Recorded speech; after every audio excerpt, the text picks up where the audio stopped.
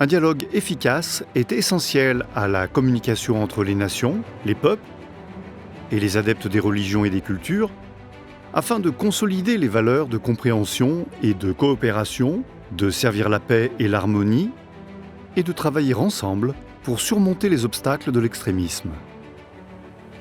L'absence du dialogue efficace positif génère de la méfiance entre les gens, conduisant à un isolement scientifique et intellectuel qui, à son tour, génère le fanatisme, la haine et la vanité. C'est la raison des déviances de l'extrémisme à travers l'histoire et dans ses diverses orientations. Le dialogue efficace est le moyen pour enraciner les valeurs du vrai islam et immuniser les jeunes des risques de l'extrémisme, qui est la tâche de la famille, l'école et les plateformes religieuses et sociales. Pour assurer le bon fonctionnement, il faut coordonner les rôles entre la famille et l'école. L'extrémisme ne peut accepter le dialogue, vivre en harmonie avec la société humaine ou comprendre la diversité naturelle. Parce qu'il vient de perceptions fermées qui ne comprennent pas ces significations importantes dont les principes ont été établis par les buts de la charia et la vie du prophète.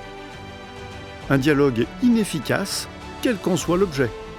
En particulier, le dialogue scientifique et intellectuel est l'une des raisons les plus importantes de l'infiltration des informations fausses et trompeuses, de malentendus et de doutes. Aujourd'hui, l'inefficacité du dialogue est un problème plus grave que l'absence de dialogue. Cela est dû aux problèmes liés à son environnement et à son efficacité.